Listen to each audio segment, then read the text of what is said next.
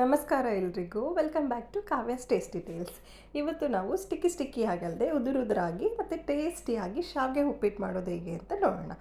First ಒಂದು ಪ್ಯಾನ್ಗೆ ಶಾವಿಗೆ ಹಾಕ್ಕೊಂಡು ಚೆನ್ನಾಗಿ ಹುರ್ಕೊಳ್ಳೋಣ. ಒಂದು 4-5 ನಿಮಿಷ ಮೀಡಿಯಮ್ ಫ್ಲೇಮಲ್ಲಿ ಸ್ವಲ್ಪ ಬ್ರೌನ್ ಕಲರ್ ಆಗೋ ತನಕ ಈ ಥರ ಚೆನ್ನಾಗಿ ಹುರ್ಕೊಳ್ಳೋಣ ಶಾವಿಗೆನ. ಇವಾಗ ಶಾವಿಗೆ ಹುರಿದಾಗಿದೆ.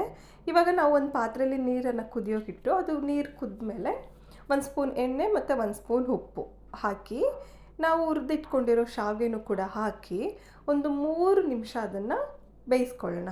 ಜಾಸ್ತಿ ಬೇಯಿಸ್ಕೊಳ್ಳೋಕೆ ಹೋಗಬೇಡಿ, ಓವರ್ ಕುಕ್ ಮಾಡೋಕ್ಕೆ ಹೋಗಬೇಡಿ. ಈ ಥರ ಮಾಡೋದ್ರಿಂದ ನಮಗೆ ಶಾವಿಗೆ ಉಪ್ಪಿಟ್ಟು ಉದ್ರಾಗಿ ಬರುತ್ತೆ. ನಾವು ಡೈರೆಕ್ಟಾಗಿ ನೀರು ಹಾಕಿನೇ ಮಾಡ್ಬೋದು, ಬಟ್ ಹಂಗೆ ಮಾಡಿದ್ರೆ ಸ್ವಲ್ಪ ನಮಗೆ ಸ್ಟಿಕ್ಕಿ ಆಗಿ ಬರುತ್ತಲ್ವ. ಸೊ ಈ ಮೆಥಡ್ ಮಾಡಿದ್ರೆ ನಮಗೆ ಸ್ಟಿಕ್ಕಿ ಆಗಲ್ಲ. ಸೊ ಅದು ಚೆನ್ನಾಗಿ ಉದ್ರಾಗಿ ಬರುತ್ತೆ. ಸೊ ಇವಾಗ ಒಂದು 3 ನಿಮಿಷ ಆದಮೇಲೆ ಅದನ್ನು ತೆಗೆದು ಸೋಸಿ ಇಟ್ಕೊಳ್ಳಿ ನೀರನ್ನು. ಇವಾಗ ಮತ್ತೆ ಒಂದು ಪ್ಯಾನ್ಗೆ 2-3 ಸ್ಪೂನ್ ಆಯಿಲ್ ಹಾಕ್ಕೊಂಡು ಫಸ್ಟು ಸ್ವಲ್ಪ ಶೇಂಗಾ ಮತ್ತು ಸ್ವಲ್ಪ ಕ್ಯಾಶ್ಯೂಸ್ನ ಈ ಥರ ಫ್ರೈ ಮಾಡಿ ಎತ್ತಿಟ್ಕೊಳ್ಳೋಣ.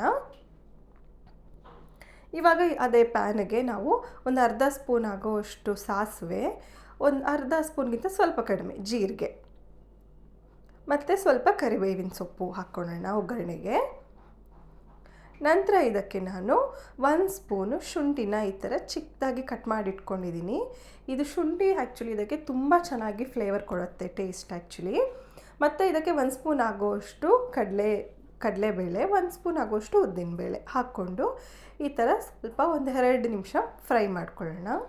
ಇವಾಗ ಇದಕ್ಕೆ ನಾನು ಒಂದು 6-7 ಹಸಿಮೆಣಸಿನ್ಕಾಯಿನ ಈ ಥರ ಚಿಕ್ಕದಾಗಿ ಹೆಚ್ಚಿಟ್ಕೊಂಡಿದ್ದೀನಿ. ಈ ಥರ ಹಾಕಿ ಫ್ರೈ ಮಾಡೋಣ. ಹಸಿಮೆಣಸಿನ್ಕಾಯಿನ ಮೊದಲೇ ಹಾಕಿ ಫ್ರೈ ಮಾಡೋದ್ರಿಂದ ನಮಗೆ ಅದು ಆಯಿಲಲ್ಲಿ ಚೆನ್ನಾಗಿ ಅದ್ರ ಸ್ಪೈಸ್ ಬಿಟ್ಕೊಳ್ಳುತ್ತೆ, ನಮಗೆ ಚೆನ್ನಾಗಿ ಸ್ಪೈಸಿಯಾಗಿ ಸಿಗುತ್ತೆ ಅದು ಫ್ಲೇವರ್ ಕೂಡ.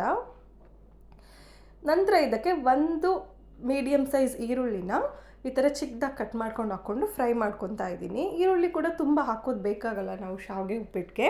ಸೊ ಅದರಿಂದ ನಾನು ಒಂದು ಚಿಕ್ಕ ಈರುಳ್ಳಿನ ಮಾತ್ರ ಉಪಯೋಗಿಸ್ತಾ ಇದ್ದೀನಿ. ಈರುಳ್ಳಿ ಈ ಥರ ಚೆನ್ನಾಗಿ ಬೆಂದ ಮೇಲೆ ಇದಕ್ಕೆ ನಾವು ತರಕಾರಿಗಳನ್ನ ಹಾಕೋಣ. ಹೆಚ್ಚಿಟ್ಕೊಂಡಿರೋ ತರಕಾರಿಗಳನ್ನ ಹಾಕೋಣ. ನಾನು ಇಲ್ಲಿ ಕ್ಯಾರೆಟ್ ಮತ್ತು ಬೀನ್ಸ್ ಹಾಕಿದ್ದೀನಿ.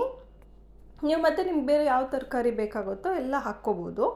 ಮತ್ತು 1 ಇಡಿ ಆಗುವಷ್ಟು ಹಸಿ ಬಟಾಣಿ ಇದಿಷ್ಟನ್ನು ಹಾಕಿ ಚೆನ್ನಾಗಿ ಒಂದು 5 ನಿಮಿಷ ಇದನ್ನು ಚೆನ್ನಾಗಿ ಬೇಯಿಸ್ಕೊಳ್ಳೋಣ. ತರಕಾರಿಗಳೆಲ್ಲ ಚಿಕ್ಕದಾಗಿ ಕಟ್ ಮಾಡಿರೋದ್ರಿಂದ ಈಸಿಯಾಗಿ ಬೆಂದ್ಬಿಡತ್ತೆ. ನೀವು ಒಂದು 5 ನಿಮಿಷ ಮೀಡಿಯಮ್ ಫ್ಲೇಮಲ್ಲಿ ಬೇಯಿಸ್ಕೊಂಡ್ರೆ ಸಾಕಾಗತ್ತೆ. ಸೊ ಇವಾಗ ನಮಗೆ ತರಕಾರಿಗಳು ಬೆಂದಿದೆ. ಇದಕ್ಕೆ 1 ಸ್ಪೂನ್ ಉಪ್ಪು ಮತ್ತು ಒಂದು ಅರ್ಧ ಸ್ಪೂನ್ ಅರಿಶಿನ ಹಾಕಿ ಮಿಕ್ಸ್ ಮಾಡ್ಕೊಳ್ಳೋಣ. ಉಪ್ಪನ್ನು ನೋಡಿ ಹಾಕ್ಕೊಳ್ಳೋಣ, ಯಾಕಂದರೆ ನಾವು ಆಲ್ರೆಡಿ ಶಾವಿಗೆ ಬೇಯಿಸ್ಬೇಕಾದ್ರೆ ಸ್ವಲ್ಪ ಉಪ್ಪು ಹಾಕಿರ್ತೀವಲ್ವ. ಸೊ ಅದರಿಂದ ಇದಕ್ಕೆ ಒಂದು ಅರ್ಧ ಹೋಳಾಗೋವಷ್ಟು ನಿಂಬೆಹಣ್ಣಿನ ರಸನ ಹಾಕ್ಕೊಳ್ಳೋಣ. ಇದರಲ್ಲಿ ನಾನು ಟೊಮೆಟೊ ಯೂಸ್ ಮಾಡ್ತಾ ಇಲ್ಲ, ಸೊ ನಿಂಬೆಹಣ್ಣು ಅಷ್ಟೇ ಉಪಯೋಗಿಸ್ತಿದ್ದೀನಿ. ಅದರಿಂದ ಒಂದು ಸ್ವಲ್ಪ ದೊಡ್ಡ ಸೈಜ್ ನಿಂಬೆಹಣ್ಣನ್ನು ಒಂದು ಅರ್ಧ ಕಟ್ ಮಾಡಿ ಹಾಕ್ಕೊಂಡಿದ್ದೀನಿ. ನಂತರ ಇದಕ್ಕೆ ನಾವು ಬೇಯಿಸಿಟ್ಕೊಂಡಿರೋ ಶಾವಿಗೆ ಮೇಲೆ ಸ್ವಲ್ಪ ಕೊತ್ತಂಬರಿ ಸೊಪ್ಪು ಮತ್ತು ನಾವು ಫಸ್ಟೇ ಹುರಿದಿಟ್ಕೊಂಡಿರೋ ಕ್ಯಾಶ್ಯೂಸ್ ಮತ್ತು ಪೀನಟ್ ಇದನ್ನೆಲ್ಲ ಹಾಕಿ ಚೆನ್ನಾಗಿ ಮಿಕ್ಸ್ ಮಾಡ್ಕೊಳ್ಳೋಣ. ಮಸಾಲ ಪೂರ್ತಿ ಎಲ್ಲ ಶಾವಿಗೆಗೆಲ್ಲ ಅಂಟೋ ಥರ ಚೆನ್ನಾಗಿ ಮಿಕ್ಸ್ ಮಾಡಿಕೊಂಡ್ರೆ ನಮಗೆ ಟೇಸ್ಟಿಯಾಗಿ ನೋಡ್ಬೋದು ನೀವು, ಸ್ಟಿಕ್ಕಿ ಆಗಿಲ್ಲ, ಎಷ್ಟು ಚೆನ್ನಾಗಿ ಉದ್ರಾಗಿ ಬಂದಿದೆ. ಹಾಗೆಯೇ ಟೇಸ್ಟ್ ಕೂಡ ಚೆನ್ನಾಗಿರುತ್ತೆ. ಶಾವಿಗೆ ಉಪ್ಪಿಟ್ಟು ತಿನ್ನಲ್ಲ ಅನ್ನೋರು ಕೂಡ ತಿಂತಾರೆ. ಖಂಡಿತ ನೀವು ಟ್ರೈ ಮಾಡಿ, ಚೆನ್ನಾಗಿದ್ದರೆ ಮತ್ತೆ ಬಂದು ಕಮೆಂಟ್ ಮಾಡಿ. ಇದೇ ಥರ ಈಸಿ ರೆಸಿಪೀಸ್ಗೆ ನನ್ನ ಚಾನೆಲ್ನ ಸಬ್ಸ್ಕ್ರೈಬ್ ಮಾಡ್ಕೊಳ್ಳಿ. Thank you.